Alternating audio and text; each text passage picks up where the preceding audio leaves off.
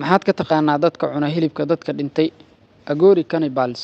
Hindiya waa dhul leh dhaqamo kala duwan, diimo qadiimi ah iyo caadooyin dunida inteeda kale ku adkaan karto inay fahmaan. Laakiin gudaha magaalooyinka sida Varanasi oo dhacda waqooyiga galbeed ee dalka Hindiya, caanna ku ah webiga Ganges ee lagu gubo meydadka, waxa ay dhacdaa gobolka Uttar Pradesh.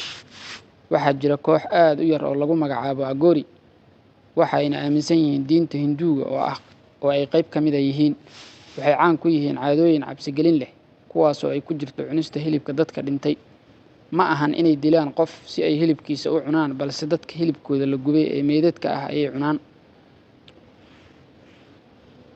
Agoriyiinta waa koox ruuxi ah oo ka mid ah Hinduism-ka, laakiin si aad u xag jir ah u fasirtay caqiidada iyo aaminaadda diinta.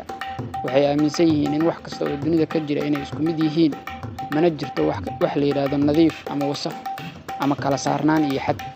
Sidaa darteed waxay si ula kac ah u sameeyaan waxyaabo bulshada inteeda kale u aragto ceeb ama dembi.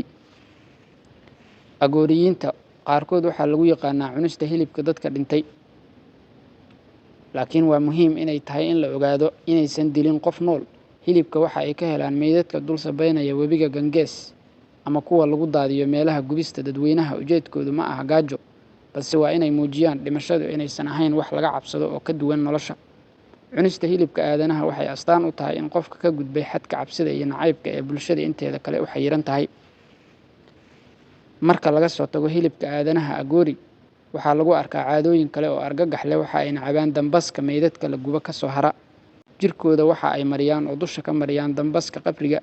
Mararka qaarna waxa ay cunaan hilibka si ay u muujiyaan in jirka iyo naftu aysan kala fogeyn.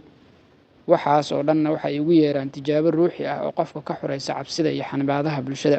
Agoriyiinta dhaqamada iyo caadooyinka kale ee caanka ku yihiin waxaa ka mid ah ku noolaanshiyaha agagaarka qabuuraha, inay isticmaalaan qalfoofka iyo lafaha bini'aadamka si ay uga dhigtaan weel ama calaamado diineed, inay mararka qaarkood cunaan dadka hilibka dhintay. Ujeedka caadooyinka waxaa loo fasiraa inay yihiin isku day ruuxi ah oo lagu burburinayo xadka wanaagsan iyo xumaanta u dhexeeya, si qofku u gaaro heer sare oo ruuxi ah sida ay aaminsan yihiin. Maxay kula tahay adiga aragtida dadka noocan ah markii aad aragto? Mana jiraan dad ku nool dalkaaga ama meesha aad ku nooshahay oo dhaqamo la yaab leh? Hana hilmaamin inaad ku soo biirto page-keena. Mahadsanid.